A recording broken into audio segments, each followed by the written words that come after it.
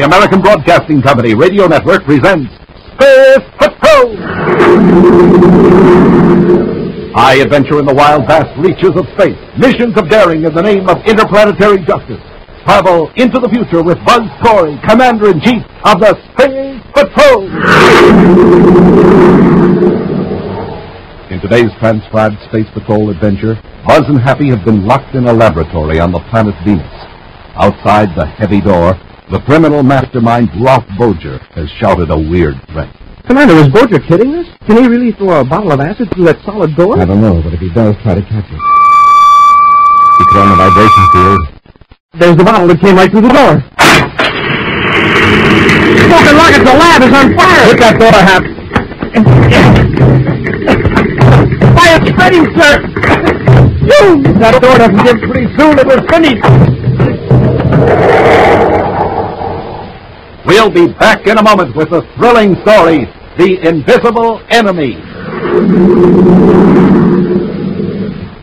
The United States has seen many changes in the past dozen years, all pointing to a still better way of living. Millions more Americans are working, earning more, saving more. More young people are going to high school and college.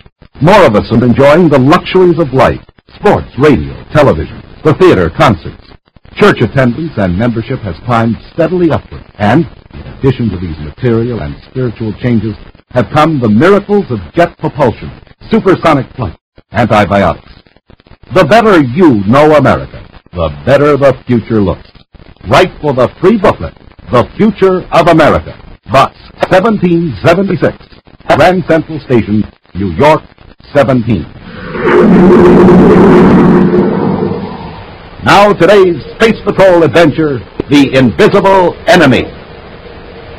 Somewhere in the solar system there lurks a dangerous enemy.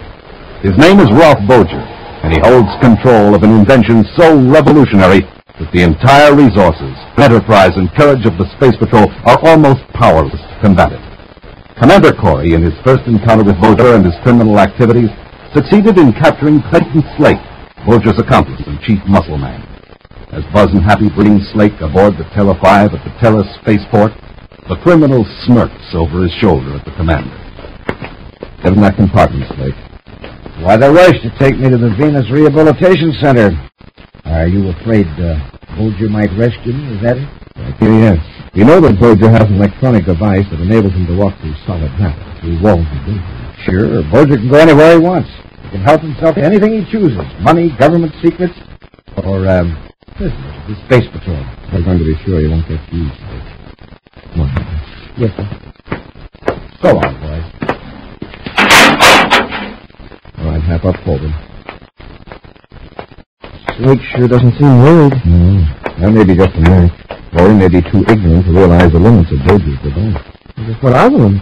If he can walk through solid matter as though it wasn't there, well, he can do just about anything. Bolger's motive is greed, I think. Sooner or later, he'll attempt something the machine can do, but Bolger himself can't survive it. He'll destroy himself. Exactly. He might take innocent people along with him. Blast off, Matt. Well, we're cleared with space control, sir. We've got the green light for spacewalk number 3. Okay. Close ports. Close ports. Fire jets. Fire jets. Up, chipping away.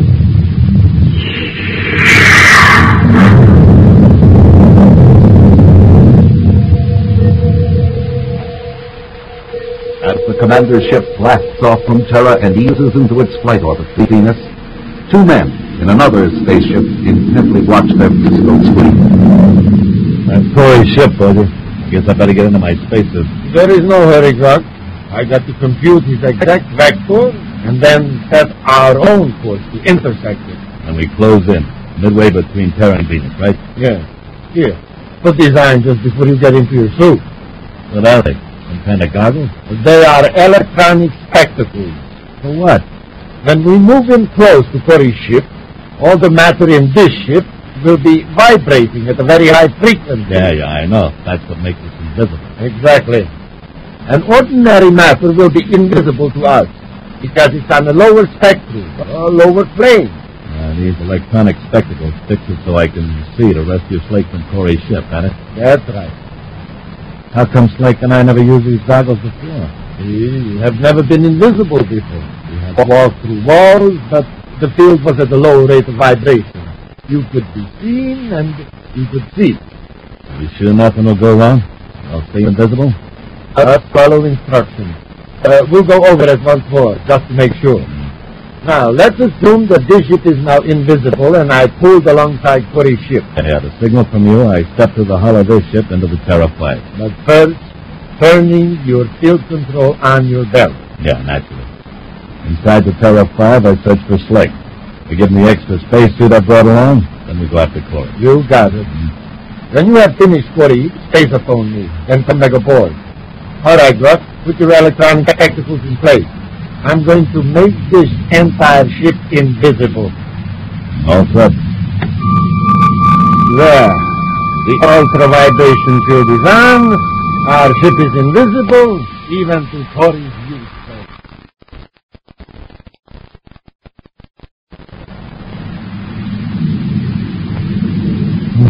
There's no way out of this compartment, that's sure. Hey, what's that? Something funny's going on. Where did you come from? The hull of the ship. Benson Grok. Yeah, it's me. But calm down. Here, I brought your spacesuit. Put it on. Sure, but how did you get in the ship? From Bozer's cruiser. Right outside, waiting. How'd you pull alongside without Corry finding out? Bozer's ship's invisible. Just like you'll be when you turn up the field and your spacesuit fell.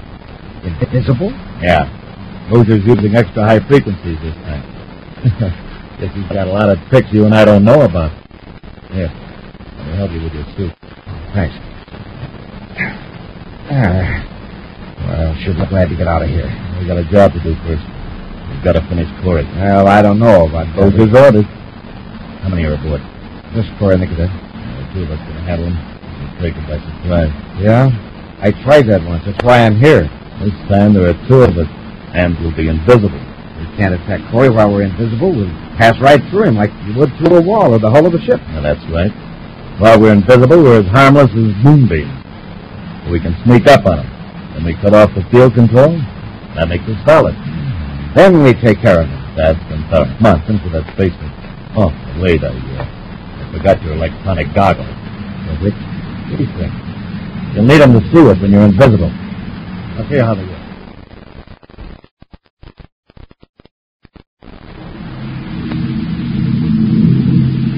Well, Hap, we're past the halfway point of Venus, and no trouble yet. Are you expecting any? Well, I've been on the alert for spaceships. I thought Boja might make an attempt to rescue Slake.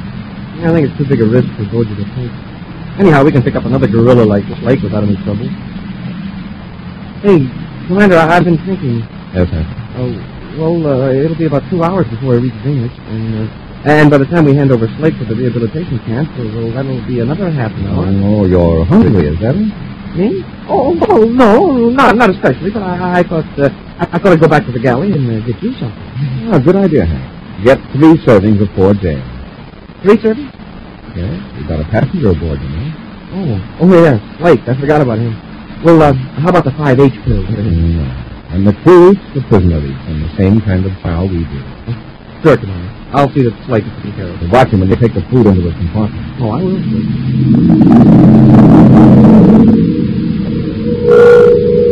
In the small galley amidships, Happy scans a row of buttons, then presses one marked 4J 3 times in succession. Within a few seconds, the concealed robot mechanism is releasing the electronically cooked foods on a tray. Happy is so fascinated in watching the process that he does not notice an even more remarkable occurrence in the galley. 2 figures in spacesuits suddenly materialize behind him. Each holds a ray gun. Get your hands up to that turn around. What? Not a yip out of you either, Buster. Slake, how did you get out of the compartment? And you, how did you get aboard? We'll go into that later. Where's the commander? Well, I'll tell you. He was in a hurry to get where we're going, and it was so nice out. Well, he decided to get out and walk. Listen, Shorty, get cute with me. I'll finish you right now. Now let's have it. Where's Corry? He could be almost any place in the ship. Try the bowling alley on the lower deck. Give me one more chance, Space. Got it, Grok. Can't you see he's stalling? Corey's probably at the controls waiting for his lunch. If the cadet isn't up there pretty quick, Corey will come back here to investigate. Let's plug the comical cadet and go after Corry. Wait a minute. You have food. There's service for 3. Who's the extra lunch for? It was for you, Slake. And I punched the button with my own little hand. Now, aren't you ashamed? Now listen, cadet. No more fooling. Take 2 trays and go up forward to the control box. Quiet, please. I get this, Cadet. Don't try to warn the commander. He'll be invisible and right behind you. Invisible? Get up. Pick up those trays and get this.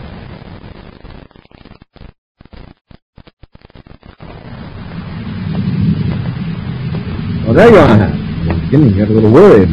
Here, I'll take one of those trays. Oh, yes, sir. That hot cocoa smells good. Have you fed Slake yet? No, not yet, sir. I think I'll give him his tray right now. Happy! What got in here? Why did you throw that tray of food? I thought they were right behind me. You thought what? Happy, what's the matter? They're gone. I aimed it right where their head should be, but they're gone. Who's gone?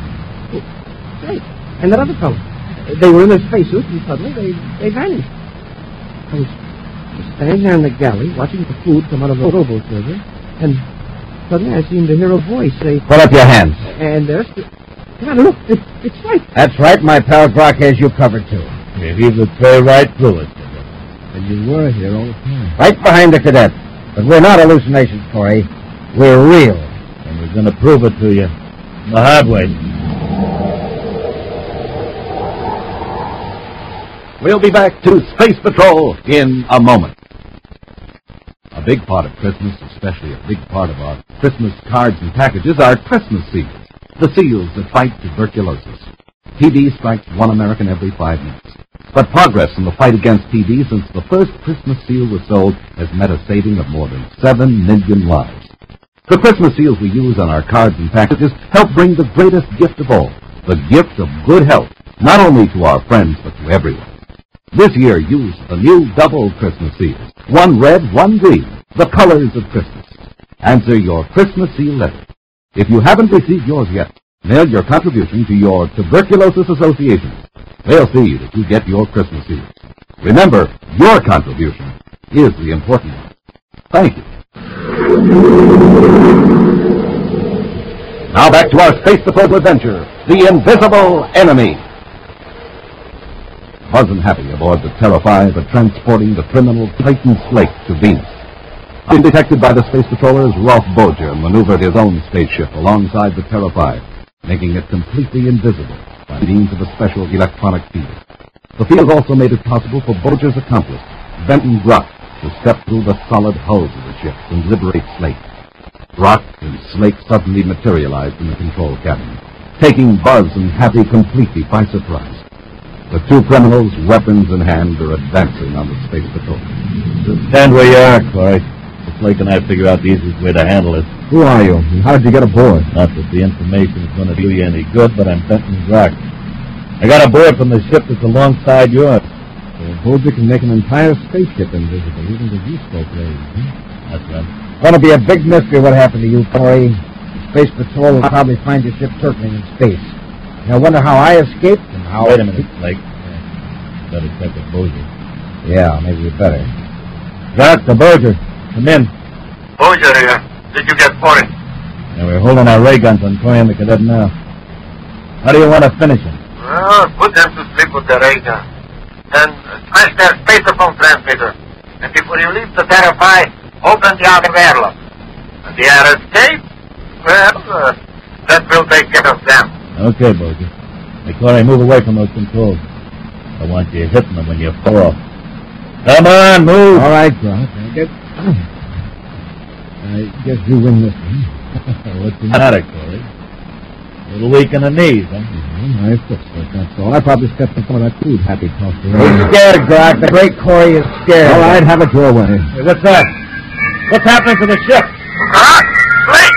What is wrong over there? I can't see the Terra 5! Gruck, I'm blacking out. I don't know what's happening, Corry, but I've got to get... Grab Slake, Happy. Gruck's forward. Yes, sir. Slake's blacked out too, Commander. Ease him under the deck. I guess you must have hit the star drive control with your elbow when you slipped. Yes, that's all. That's all. What a lucky accident.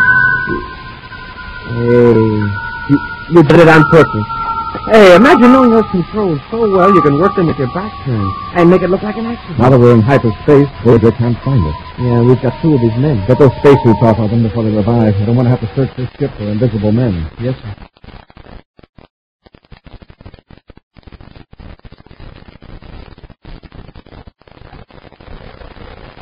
I've got our hyperspace vector figured out, sir.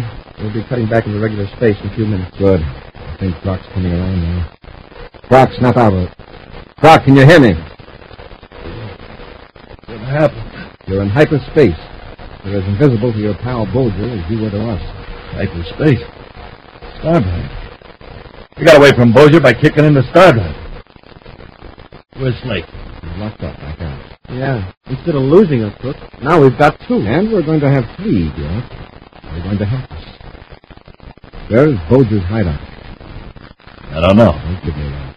If you've got the idea that Bolger can rescue you, just forget it. Where's his hideout? Probably got several. I found this map in your pocket. The chart of the section of Venus. Now, what does this mark here indicate? I don't know. You're carrying around a map of a desolate section of Venus and you don't know what it is? Well, maybe I'm going prospecting someday. Well, I'm going to jump the claim. What do you mean? If this map had nothing to do with Bolger, you wouldn't be so evasive. Pat, we're coming out of Star Drive. When you pull out, set a vector for Venus.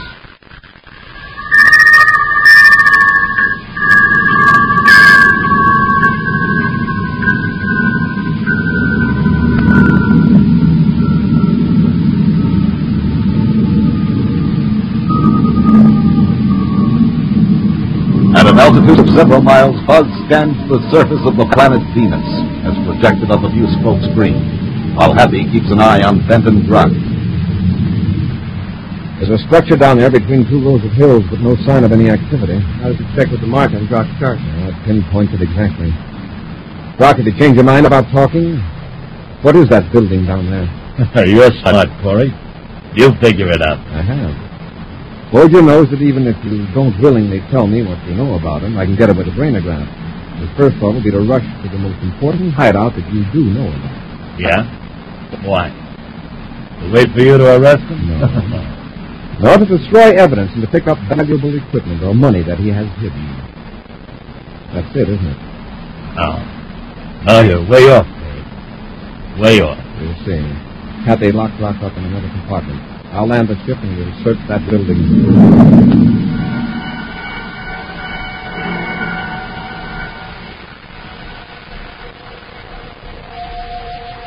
With Rock and Slate securely locked up in the ship, Buzz and Happy landed Terra 5 a few hundred yards from the low, sprawling building in the Venus Hills.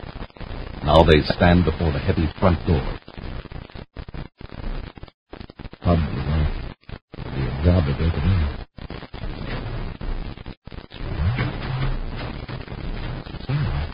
Bolger must feel that isolation is all the protection he needs out here. It is Bolger's place.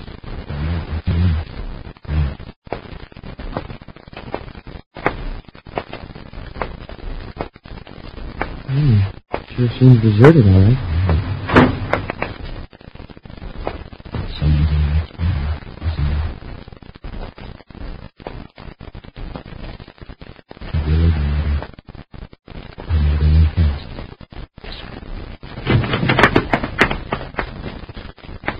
It's empty.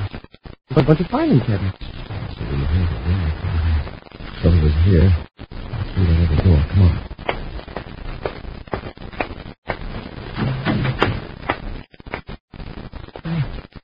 No one's in here either. Hey, look. It's some sort of a lab. There's no other door. Whoever came into this room is still here. Yeah, there's no place to hide. Maybe they need a place there. Huh? Oh, the ultra-vibration tube. And they can be invisible. At the door. We're too late. We're locked in. That's right. You walked into a trap, Corry. It's Bolger, all right. He's on the other side of the door. And escape from you as if I were a million GUs away. Let's hit that door, Hap. Yes, sir. Listen to me, Corry. You are wasting your time. You can't break out of that lab. This door has to be sometime. Yes, but you won't live that long. What do you mean? I have a bottle of acid in my hand. When I turn on the vibration field, I can hurl the bottle right through the wall into that room. Oh, tricks, huh? Yes, it's an amazing trick. Inside the room, the bottle will leave the vibration field and become solid again. It will crash and break. And that's what?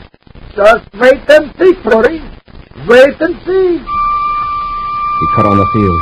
Oh, Bose, you're kidding us? Can he really throw a bottle through a solid? I don't know, but if he does, try to catch it. There's the bottle. It came right through the door. Right through the door! Oh, the rockets! The lab's on fire. Quick, Hap. I gotta break down that door. You! Hit the door, Hap! The fire's spreading, sir. If the door doesn't get pretty soon, we're finished.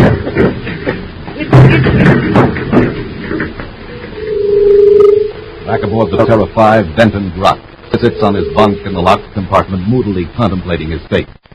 At a strange sound, he raises his head, then leaps to his feet in amazement as a figure materializes just inside the bulkhead. Bojo, you surprised about? Bojo, listen. Corry and the cadet are searching your hideout. Yes, I know. They came in while I was finishing up a few details. You were here? Well, where's your ship? We didn't see it. Of course not. I left the field on. It's invisible. What about Corry? I expect he and the cadet are having a rather hot time right now. There's our friend, Slade. 2 compartments aft, I think. That's fine. I stand close to me. I'm going to turn on the field up high enough to include both of us. All right, Grot. Through the bulkhead. We release Slade and then we get to my ship. In the burning laboratory, Buzz and Happy are exhausted from their efforts to break down the door. Nearly overcome by smoke from the flaming acid, they prepare for another effort. I'm only good for one more smash at the door, sir. And the smell of that smoke, that's pyronectic acid. If we can find the chemical to neutralize it, I wouldn't know it if I saw it. I'll start looking through these cabinets. Oh, nothing here that's any good. No chemicals at all in this one. Just belts. We'd better take one last try at the door. Yeah. These belts, they're just like the ones Brock was wearing. Put one on, they can get us out of here. That Porter hasn't cut off that field transmitter. Better work fast. Haven't got to give my belt a trial. I'll turn the control knob until I can put my hand through this cabinet. Hey, you've got it, Commander. Turn yours number 4, Hap. Yes, sir. Got it. Okay, come on. Walk through the door. We made it. Cut the vibration control. Get to the front door. Be careful. We'll just still let you in. Yes, sir.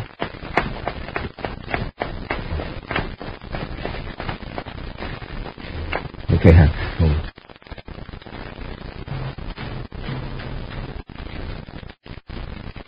Looks clear, sir. Over there. Stand. Bolger, Slate, and Grot. Keep back in front of the door. I can see it. Doesn't look like they're coming here. Where are they headed? Probably to Bolger's ship. The ship? The ship must have landed a long way off. It's got the invisibility field in it. We didn't see it when we landed. Oh, sure. But it's tough to stop me if we look at the ship. We can't see it. We really want them to see us first. Hey, how about making ourselves invisible? We don't have this special electronic spectacles. Putting the spell control up a few notches would make us invisible all off if we'd be blind. How come? Probably because our optic nerves and the retinas of our eyes would be transparent to light. Without the goggles to rectify the light frequencies, there wouldn't be any doubt we were invisible. If we could get behind them and sneak up. That's our only chance. We're going to pass behind that thick cloth of trees. We can make it to the field where these people are close. Yeah, but provided they don't change their direction. Come on. Let's go.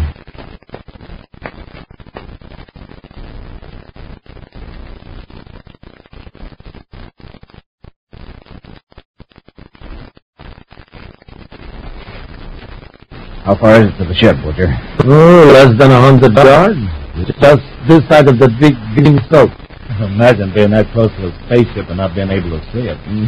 You're seeing the oak right through the hull, Grot. One thing, sure, Butcher. We really took care of Corry. Look at the smoke and flames shooting up over that clump of trees. Yes. The laboratory is in an inferno by now. In a few minutes, the entire building will collapse in flames. I gotta hand it to you, Bojo. Corry sure met his match this time. There is nothing in our way anymore, gentlemen. Incidentally, I will have to board the ship first and cut off the field transmitter. Why? To materialize the ship. Otherwise, you couldn't see to get aboard. And you would pass right through the hall. Oh, sure, I forgot it. Look behind us. What are you, Cadet? I thought you said you'd finished. Listen, Happy. Yes, sir. Roger, do something. Let go of me, Corry. Roger, help us. He's gone. Vanished.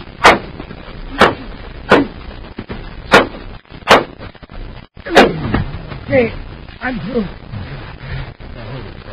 I got enough. All right, get him. We didn't let you off. If Porter hadn't run out on us.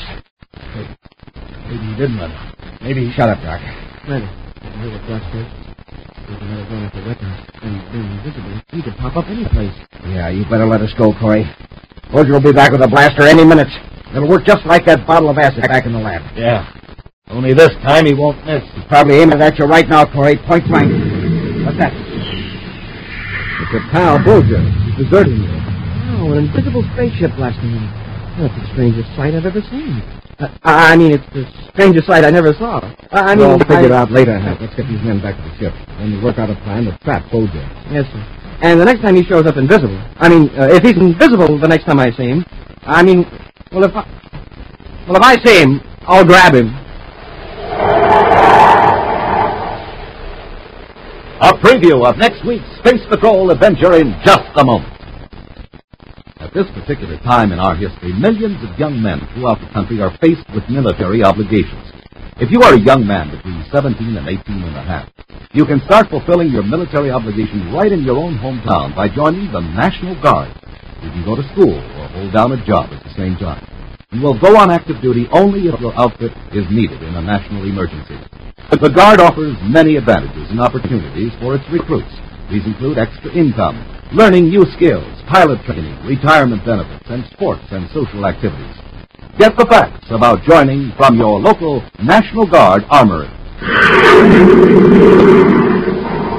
Now a preview of next week's exciting Space Patrol adventure. Buzz and Happy are in the Jupiter City atmosphere plant, searching for a powerful bomb hidden by the criminal Bulger. Commander, listen. Hear that? I know the voice. It's supposed to. Here, this way. There it is. I can figure out how to deactivate this thing. 10 seconds, Commander. It's getting ready to go off. If this isn't the right control, Jupiter City will be blown off the planet. Be with us next week for the thrilling Space Patrol story, The City of Hidden Doom. Space Patrol, created by Mike Moser, starring Ed Kemmer as Commander Corry and Lynn Osborne as Cadet Happy, was written by Lou Houston, produced and directed by Larry Robertson, executive producer Helen Moser. Other players were Norman Jolly, Ken Mayer, and Bela Kovac. Lee Zimmer speaking. Don't forget to tune in next Saturday at the same time for exciting adventure on Space Patrol! This program is broadcast to our armed forces overseas through the worldwide facilities of the Armed Forces Radio Service. Space Patrol came to you transcribed from Hollywood.